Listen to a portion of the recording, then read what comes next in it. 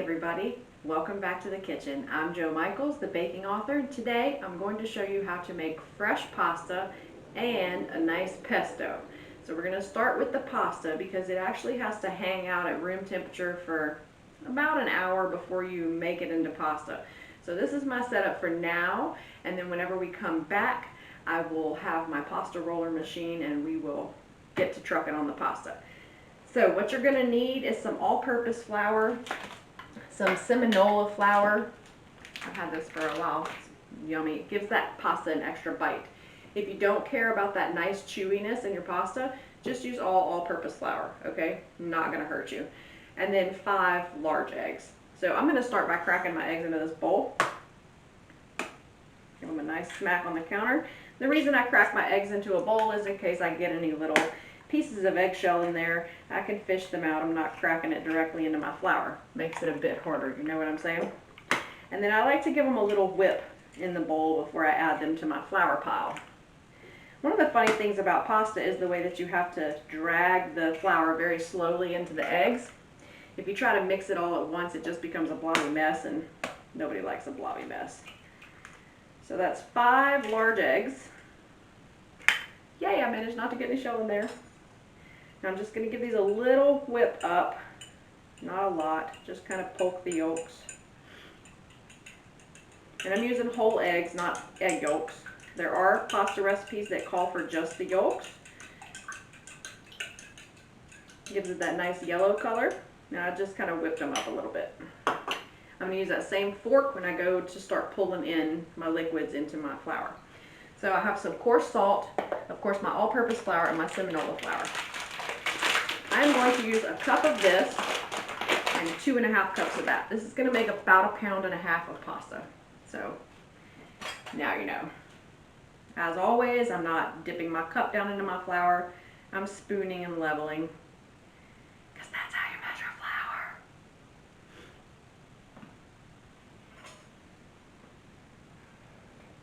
flour. Okay, and I'm just going to put this right here on my counter.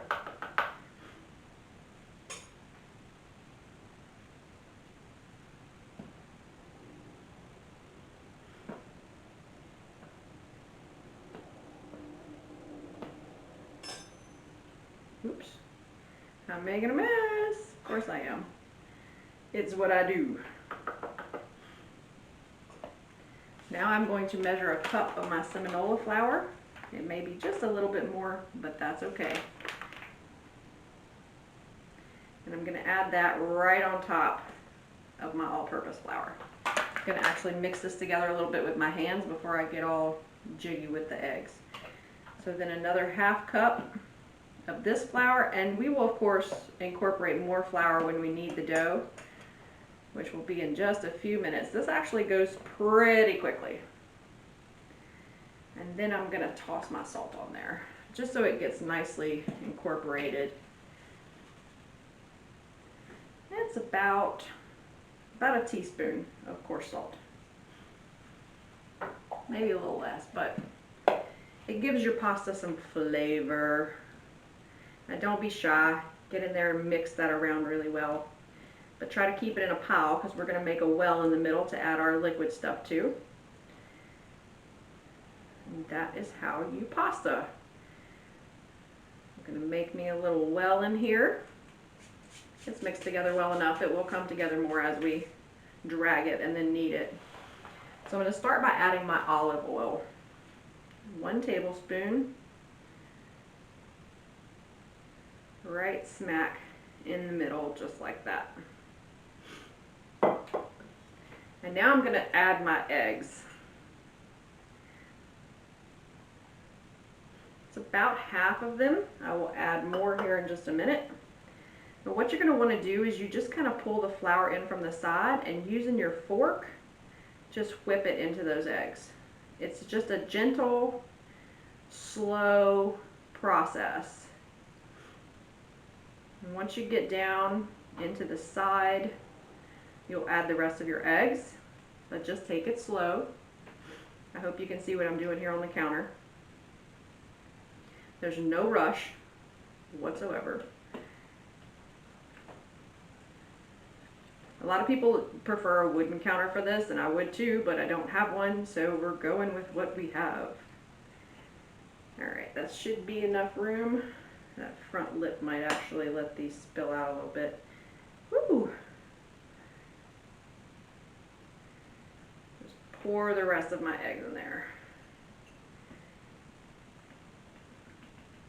Now this is really an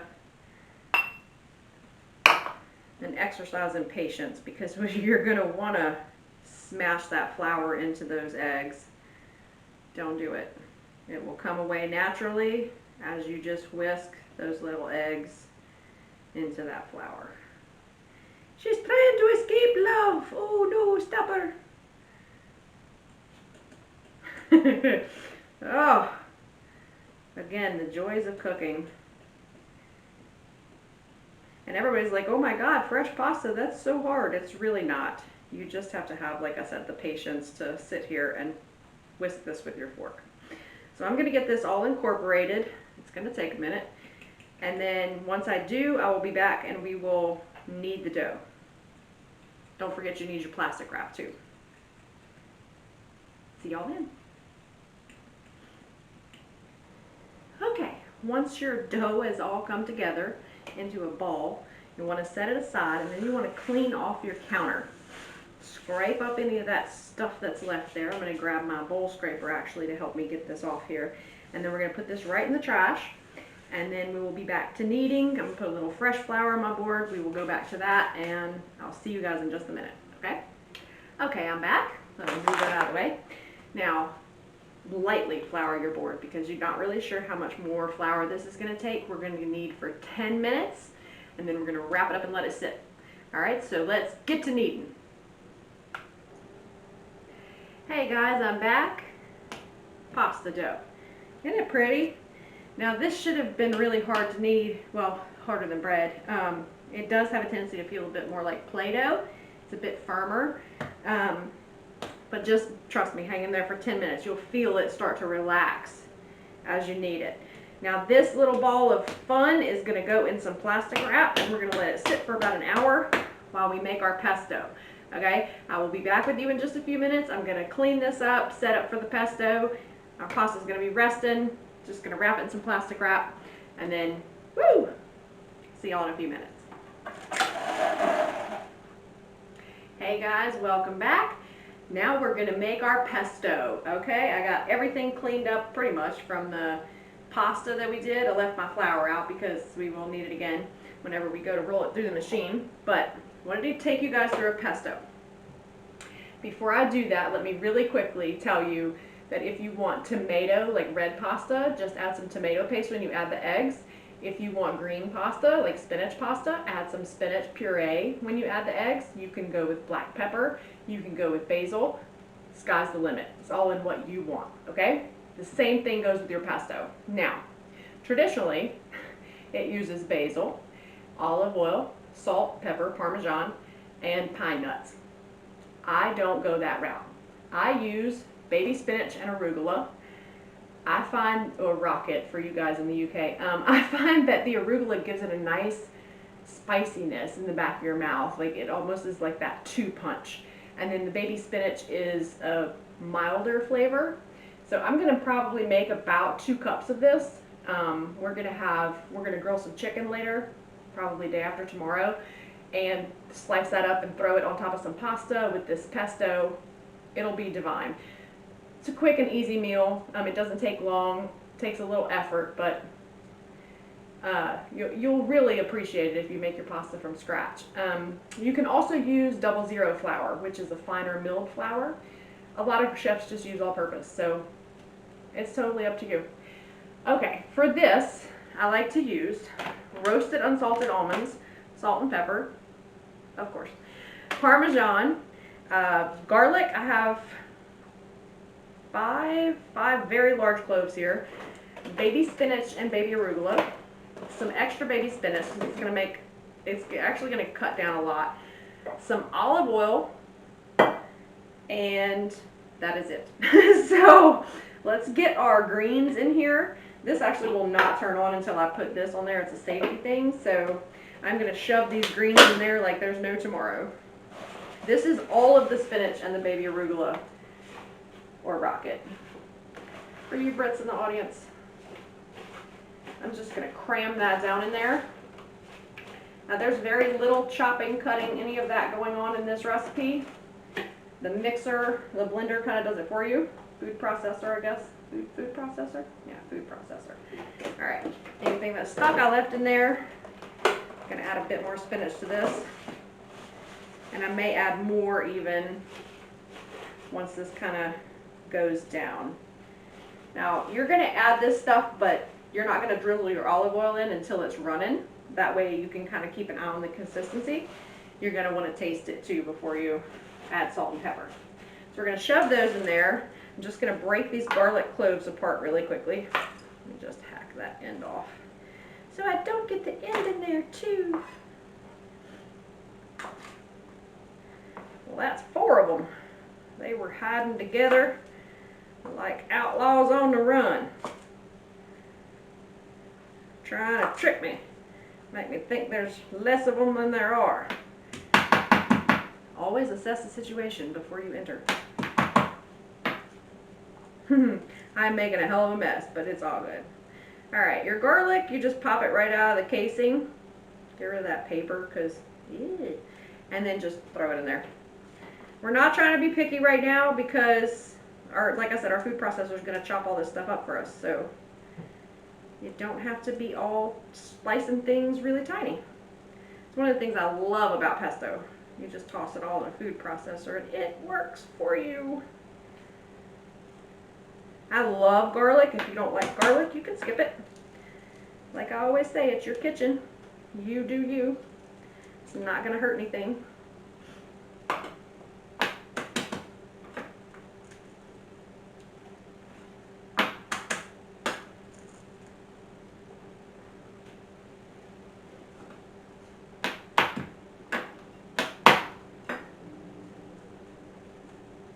Popping those out of there.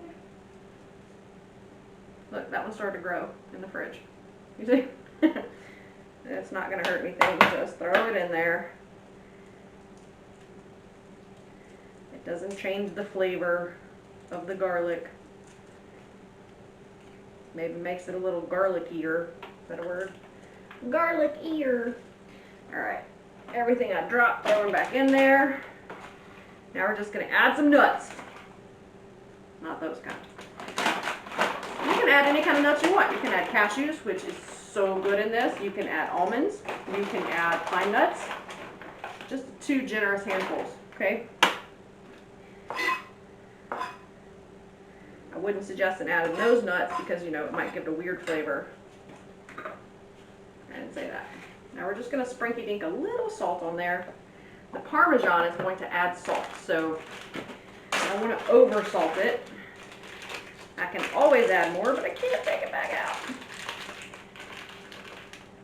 So Parmesan, just hack off pieces, cut them into chunks without the garlic paper preferably, and toss them in. Garlic paper. It is a boil on the butt of humanity. Ugh. Really? It's getting all over my cheese because it's sticky. Okay, I probably have 2 ounces of Parmesan in there. I may add more. It will depend on what it tastes like. This is going to be very loud, so I'm going to mute me. I'll be back with you guys once it's kind of chopped up. Okay, I'm back. I've taken the lid off my pesto. I will show you what it's looking like. Looks like this. Yum. Now if you're just using basil, it's going to take a hot lot of basil to get to this, because fresh basil, like you saw how much spinach and arugula I put in here, right? Yeah. Now I got to drizzle in my olive oil. I got to turn this back on. I'm going to drizzle in my olive oil, and I will show you what the consistency of it is supposed to look like after that. I have this nifty little piece on top that will come out and let me drizzle the olive oil right in there. It's the only way that you can open the top of this thing and it's still run. Like, I can hit the on button. It doesn't work right now because the lid's not on there. Love safety appliances. Right now I'm going to add my pepper. And I'm pretty generous with the pepper too. Maybe a teaspoon. That's a lot for this. So I'm going to strap this down. Apologies if it gets loud. Deal with me, please. Bear with me here. All right, I have my olive oil. I'm going to turn it on, not pulse. And I'm going to drizzle it in just like this.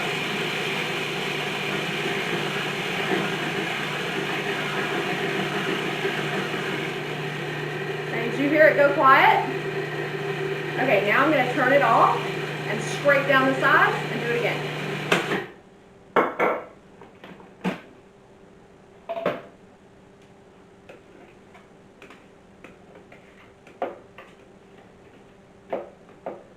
What you're looking for in a pesto is a super creamy consistency that you can just pour over pretty much anything.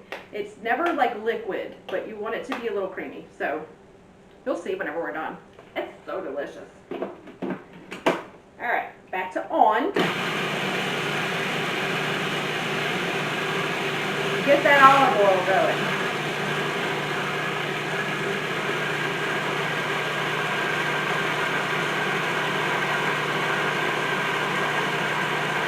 Okay, it's now changed color from the dark green to the light green. That's what I'm looking for. I'm going to give it a minute to run and process, and I'm going to open it, scrape it down again, and do it one more time without the olive oil add, I think. We'll see.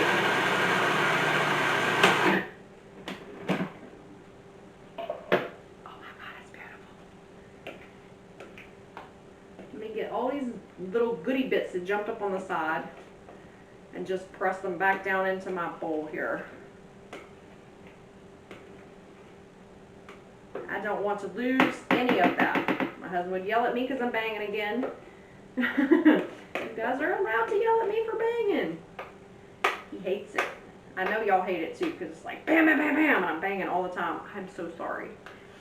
Oh, I can't wait for you to see this. Then I'm going to taste it and add some salt maybe. Let's go. Can you see the color change now? I don't know if you can see that at all. But it went from a really dark green to a really light green.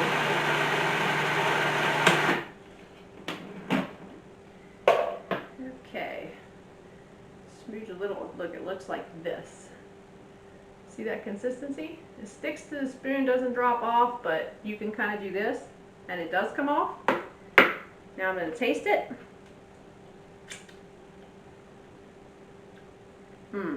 That has a beautiful garlic kick. It does need some more cheese. And it may need some more salt, but I'm going to add the cheese first. I may just use the rest of this.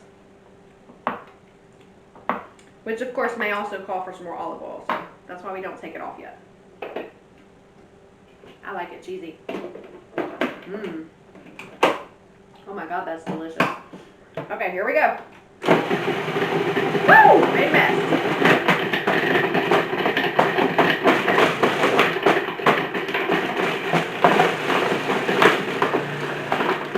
Fun with cheese.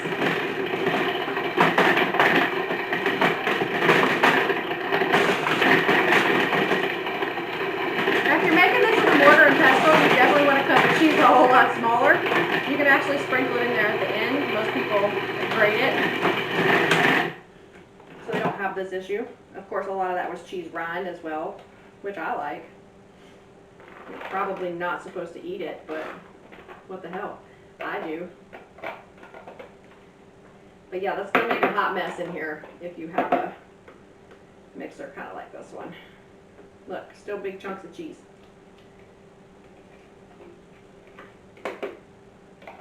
I like the Parmesan. I think the Parmesan flavor gives it that little extra oomph.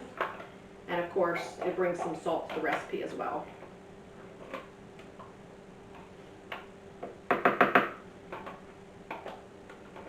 I think I'm going to put just a skosh more olive oil in here just to keep stuff moving. I may end up adding some more spinach. You never know. Let me open it first. That's something I would do. All right, a little more olive oil. Putting that lid back on there. I don't want anything flying up and hitting my ceiling. And then I'm just going to pulse it for a minute before I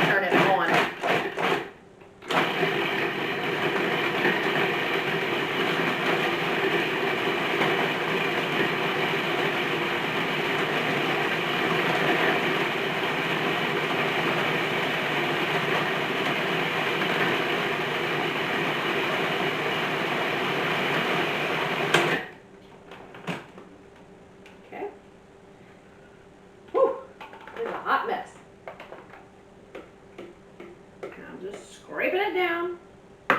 You saw me do this earlier, that's all I'm doing. Just getting it all back in the bowl. And we're gonna have yanked it up.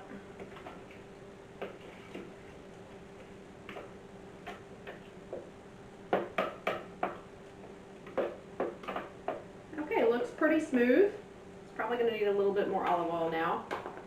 It's kind of thick. But that's what we're doing. We're testing, readjusting, testing, readjusting. That's the way you have to do whenever you're trying to make a good pesto. I'm going to taste it. Now it has enough cheese. It definitely needs some more salt.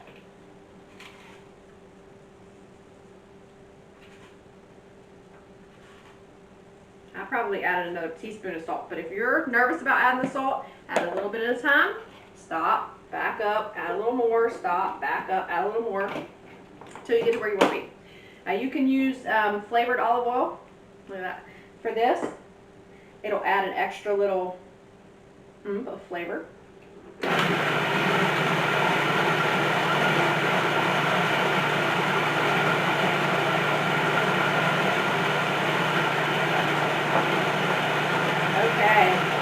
that sounds perfect. You hear how quiet it got? That's what you're looking for. What a mess. It's also not jumping up the sides of the bowl anymore, which means there's no more chunks of anything in there. And I believe we are done. Oh, that's so pretty. I'm just going to taste it one more time. Ooh, I burped. Excuse me.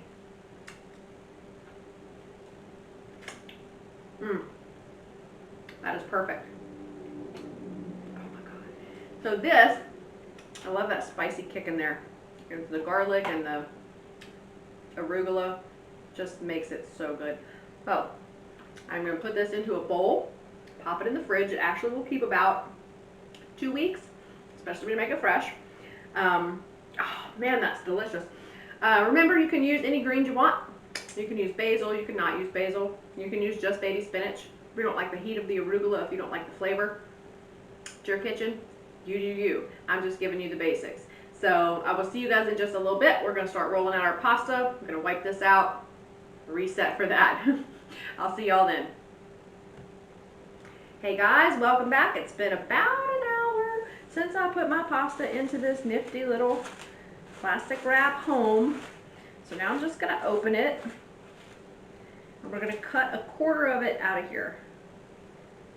Very carefully so as not to cut the plastic wrap, because we actually are going to wrap the rest of it back up while we work with this one piece of dough. It should be a lot more malleable now.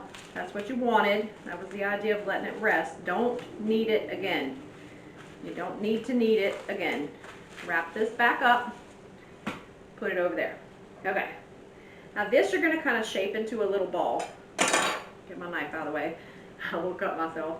And then you want your pasta machine set to the widest setting. And I always dust a little bit of flour around because that's what you need to do, or it will stick to everything. It is very sticky once it starts rolling.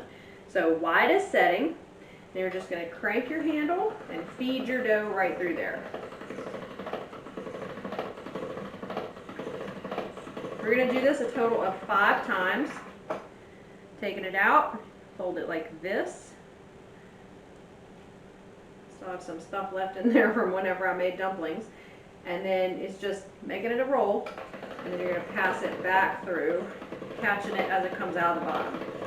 Sprinky dink it with flour as you need to. You may not have to add too much.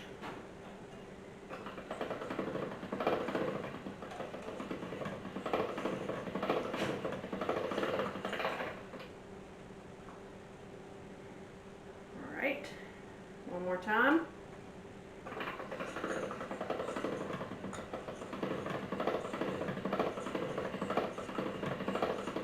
Okay, that was 5 times through at the thickest setting. Now fold it again. Put it down on 6. 7 is your highest. Then you're going to do it 6 times. So here's 1. that lovely?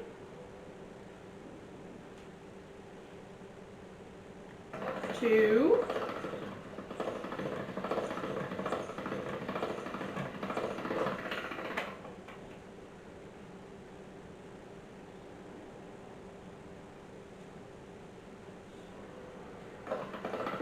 Three.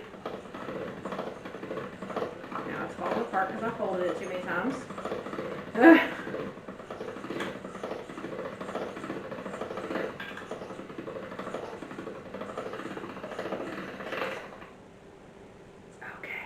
just regroup. Four. It's really hard to screw it up at this point.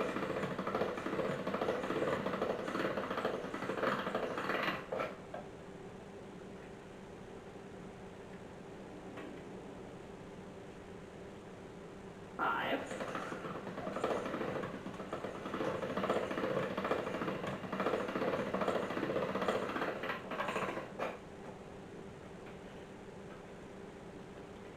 And six.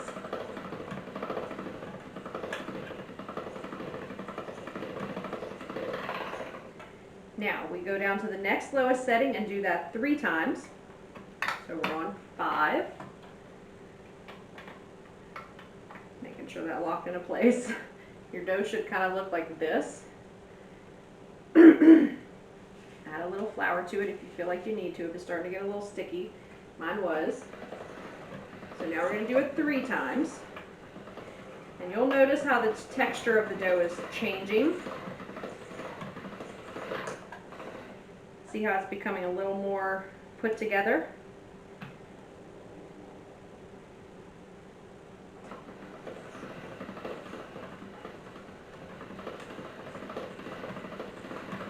Two. So at least give your arms a good workout. I have little dried bits of dough. I tried to get them all out, but some remain sometimes. It's fine. And 3.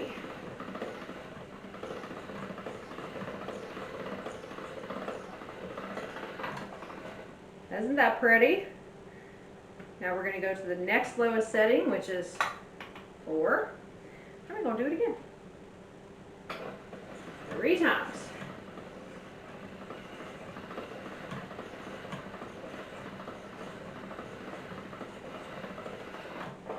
One. Now if your dough starts to get too long to work with, cut it in half.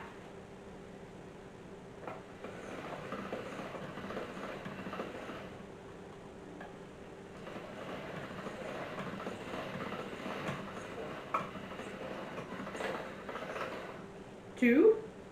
I have ears.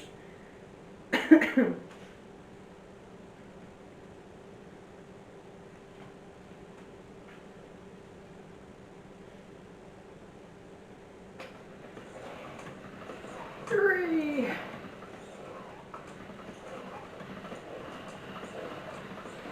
It's a little bit wide for the machine at this point. So what we're going to do is take our knife, cut it in half, rest this portion over there, fold, fold, move it down to 2, and do it 3 more times.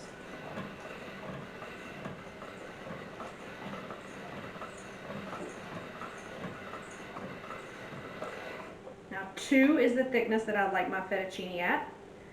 You may like yours a little thinner on 1, but it is a pride thing for super long pasta, because that means you made excellent pasta dough. And it's nice and stretchy.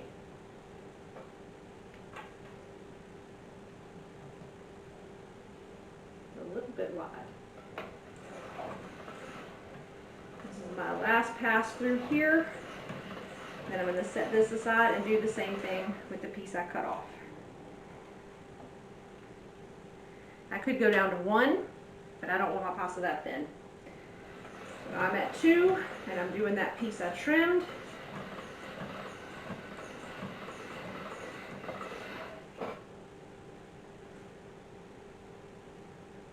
It picks up everything, so make sure your counter is super clean.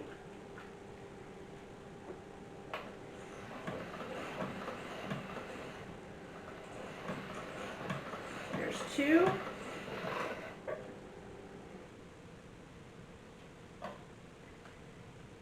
And then this will be 3.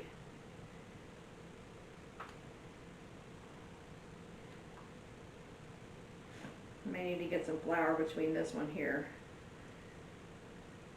Yep, it's starting to stick. Gosh darn it. But it is nice and stretchy. Don't be afraid to put the flour on the pasta. It's not going to hurt it. That's what it's made of. Okay. And this is my last pass with this piece, and then I will add my cutter and we'll do that.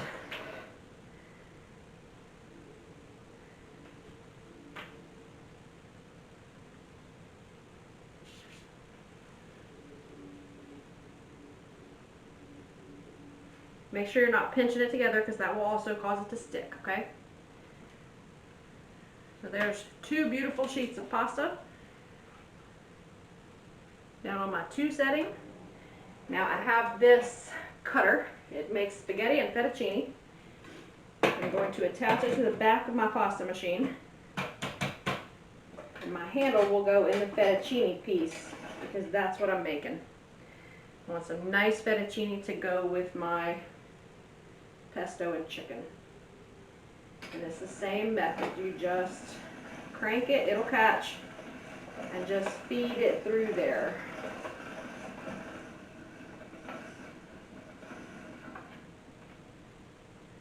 And if you catch it right, I didn't, you should end up with that. And then you can just slip it onto a drying rack. You need to leave this sit out for about 2 hours. 30 minutes, 2 hours. Let it dry, and then you're going to pop it in the fridge. Use it within 2 days, and you'll be good.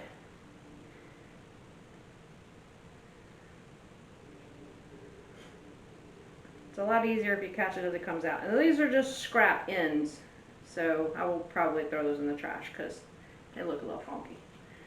So pasta on rack.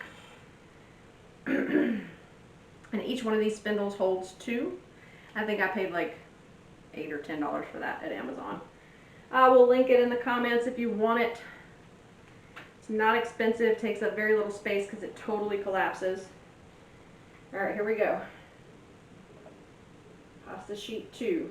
It's a lot easier if you have 2 people, but I do not. So I feed it with one hand and try really hard to catch it with the other as it comes out. Makes it so much easier when you can just grab it as it's coming out of the machine. Beautiful. That was just a scraggly end. And onto my pasta rack it goes. So as you can see, I got 2 out of that quarter piece of dough. I have 3 more to do, so they will probably fill this entire rack up, and then I will be back with you guys when I'm done with that. Okay? See you in a few minutes. Hey guys, welcome back. Tonight we are going to finish making that chicken and pasta with pesto that I promised. I'm going to start off with some olive oil in my pan, just a little splash, and get that going with some pretty high heat while I season my chicken. I'm going to introduce you guys to the joys of packet cooking. It's one of my favorite things to do. We cook it on low heat for a long period of time, meat just falls apart. So I'm probably going to bake this for an hour at 275, but it's going to be sealed up in this container over here. It's just a 9 by 13 baking dish covered in foil, and you're going to want another piece of foil for the top. I have salt, pepper, Italian seasoning, and Better Than Bouillon chicken base. Yum. That'll give it a beautiful flavor. Chicken opened. Now I'm going to liberally sprinkle Italian seasoning, salt, and pepper because some of it's going to come off in the pan. And what I want to do is really sear my seasonings onto my meat. That's all I'm doing. Salt and some fresh black pepper.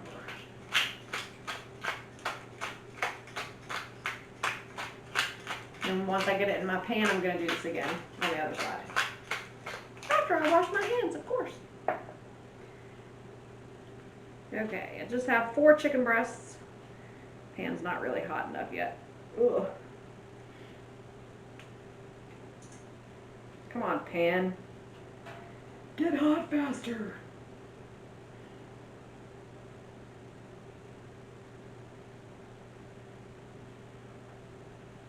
The olive oil did bubble up, like separate into pieces, so.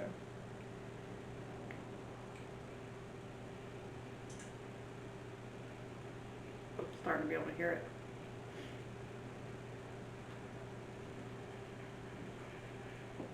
All right. That's better.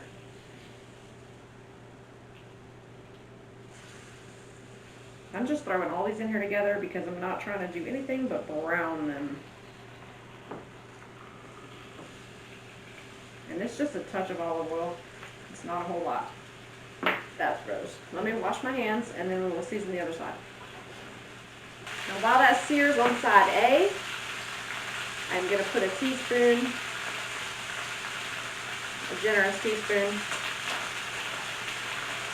of my Better Than Bouillon right down in the bottom. You can also use a chicken bouillon cube. That works too.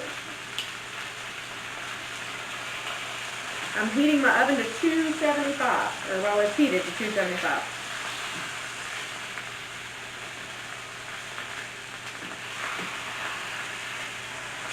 And I don't want these to cook through. I just want them to sear the seasonings on the outside.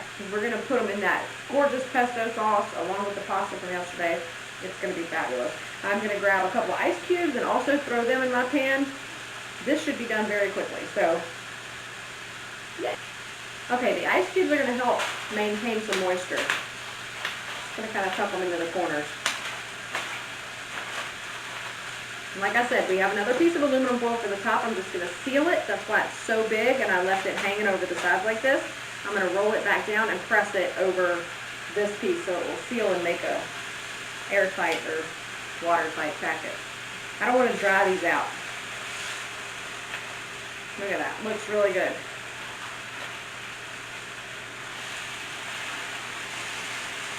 And those seasonings are clinging to those chicken breasts like sauce.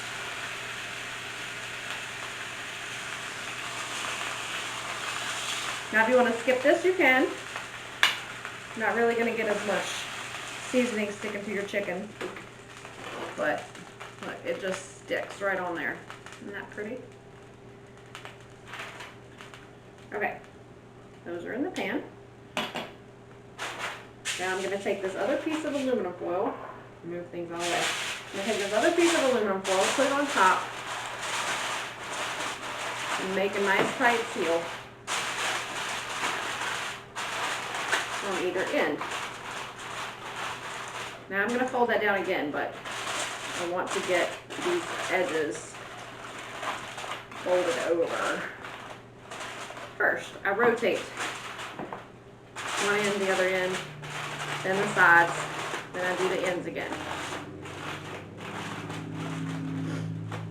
That pepper's going to make me sneeze. Nice. All right. Ends again, and this just assures that none of your moisture is going to escape with your chicken.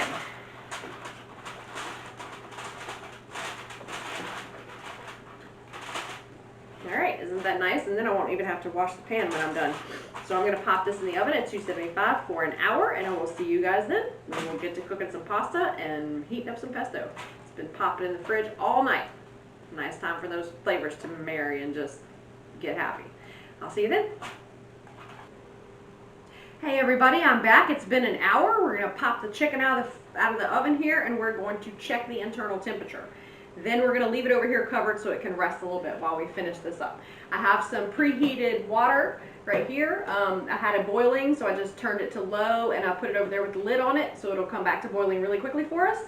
I have my pasta out of the fridge. I have my pesto out of the fridge. Let's do this.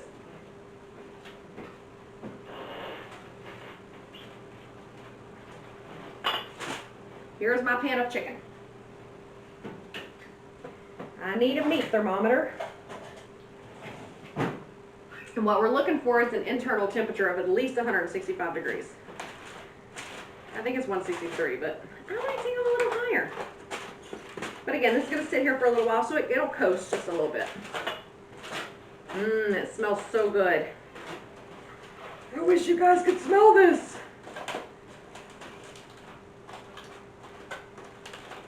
I'm trying really hard not to tear my foil because, like I said, I'm going to leave it in the packet covered so it can just sit here and just steam and get all happy while we work on our pesto sauce. Then I'm going to slice it and toss it in. Yum.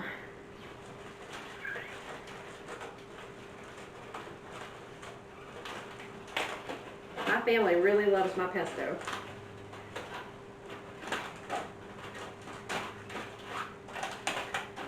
And I do wonder if there will be any left. Okay. Some beautiful little chicken pieces in here. Let's see how hot they are.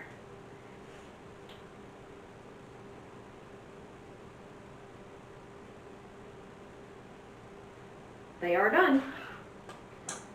They're registered 190.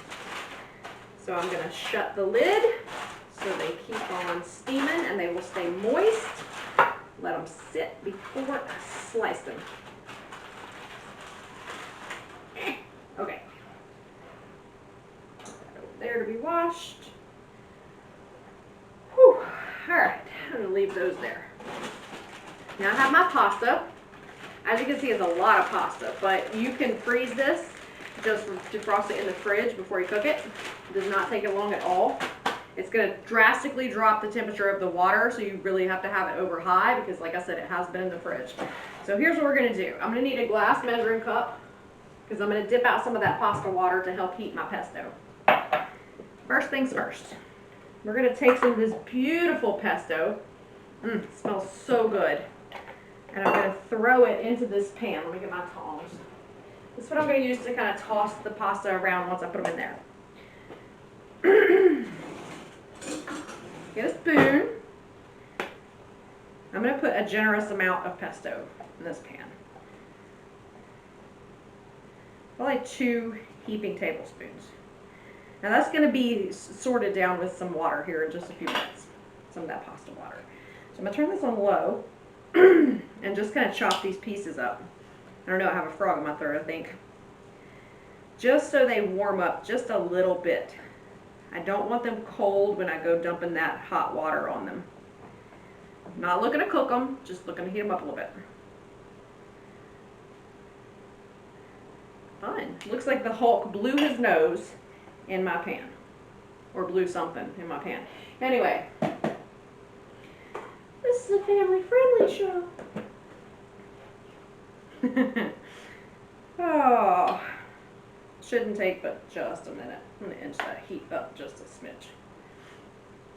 I just want it to kind of start to heat through. Then I'm going to throw it over there. And I'm about to lick the spoon because, man, that's good. I love Italian food. One of my favorites. Mexican food is definitely up there. I think there's not a food in the world that I don't like.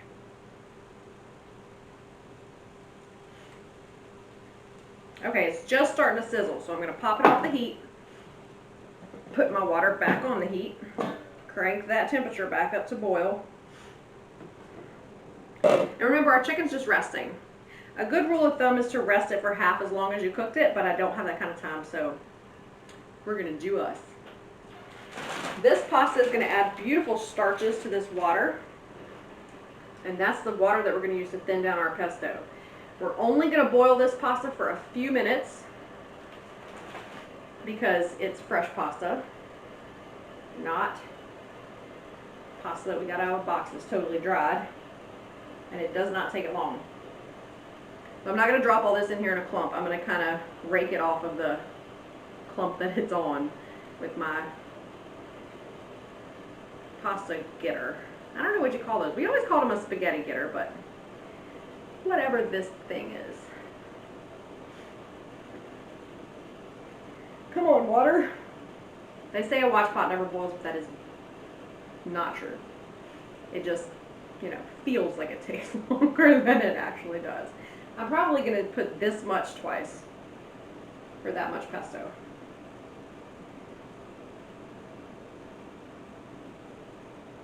And I'm not draining this pasta. I'm going to scoop it right out of here and right into that pan. Then it's all coming back here over the heat. You'll see. It's very cool. As well as reading the bread Bible, I also read this book on noodles.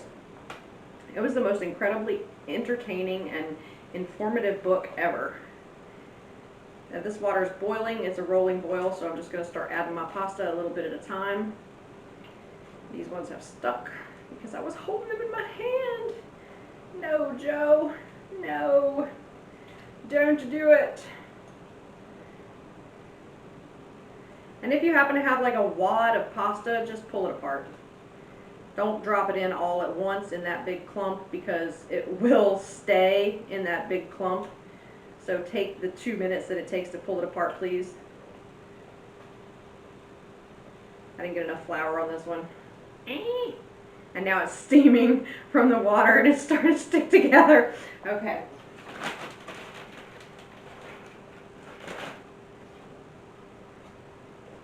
I did not get enough flour on these. Anyway, I let them dry for 2 hours yesterday on the rack, and then I folded them up and popped them in the fridge overnight. Yum, yum, yum. And I'm not using that.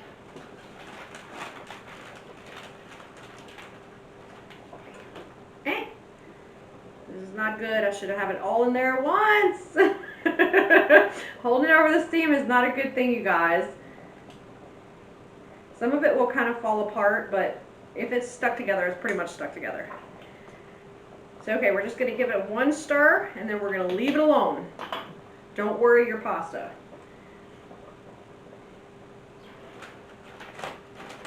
Pop that back in there and throw this bag in the fridge for later. This is out still just because, in case I feel like I want some more of that pesto in there. Don't worry your pasta. I'm terrible about that. All right, we're going to cook this for about 2 minutes. And I know you're like, oh my God, only 2 minutes? Well, it only takes between 5 and 7 for pasta to fully cook when it's fresh. So we're going to take some of this boiling water and finish cooking it in the pan with the pesto. It works. My noodle cookbook lady said to cook your pasta just before al dente and then reserve some of the pasta water, and after you drain the pasta, put it back in the cup of pasta water because that thirsty pasta is just going to suck up the rest of that water. And if you're using a sauce, throw it directly into the sauce because then it sucks up the sauce and you have the flavor all in the pasta. And I was like, you know, that's actually a really good point. I never thought about it before, but she was right.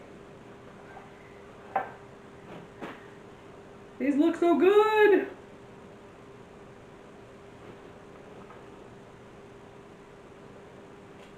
Whoa. They're not quite ready. You can tell whenever you pick it up like this if it slides off your spaghetti getter. It's not quite there. Trying to keep that heat high but not like boiling over high. And I'm going to go ahead and dip out my water. And I want a cup. And see all the nice starches that are in there? I'm going to pour that right into my pan with my pesto. Then I'm going to give it a smoosh around. And try not to splash it everywhere. I'm sure a lot of you were wondering what the hell I was doing leaving my pesto so thick. But this is what I was doing. Again, the pasta's going to absorb that water, so it won't be quite that thin. It's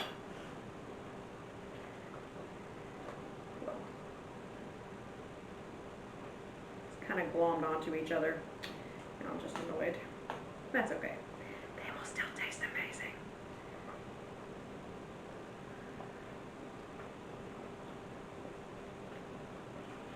I remember my pasta was thick.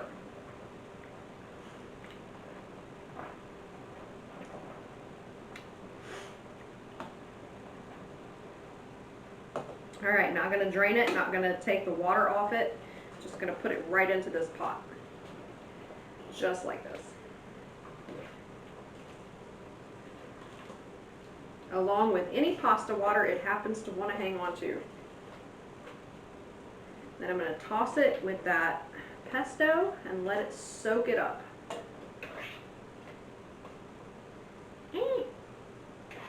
This pan is getting heavy.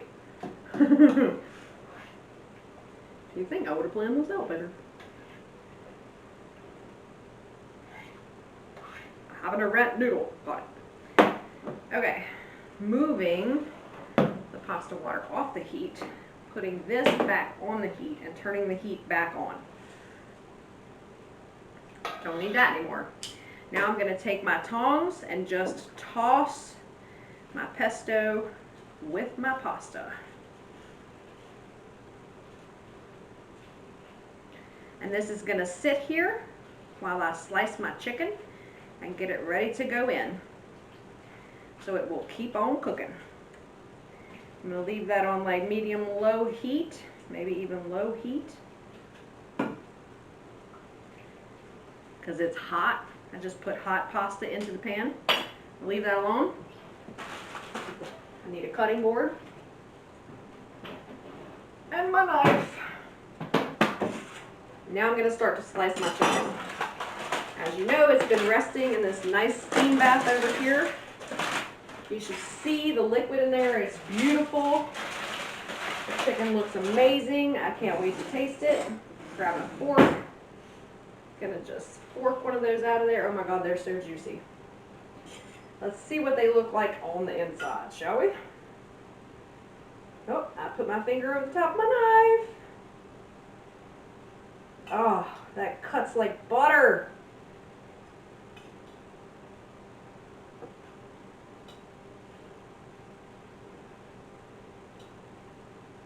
And I'm not the person who will leave this in slices. I will actually chunk it up and toss it with the sauce because the sauce is amazing.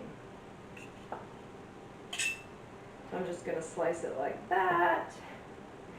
Do my utmost to turn it.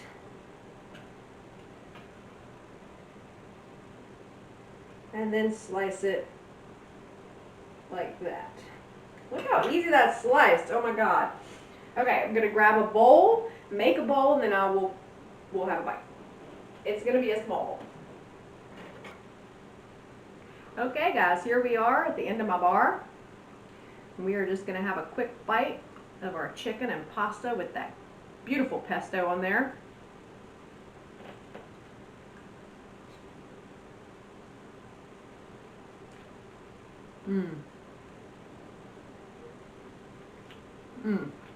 For real. If this doesn't blow your family's minds, they must not like pesto or pasta, because this is just amazing. The chicken stayed juicy. The pesto has a nice kick to it. That pasta finished perfectly. It's exactly al dente. I mean, wow. So if you make this, pop a note down below and let me know how you liked it. Don't forget to give me a thumbs up if you liked it as well. And be sure you subscribe if you haven't. The button's down there, I think. That way? I'm not sure. It's down below the video. So make sure you subscribe, and I will see y'all next week, okay? Bye.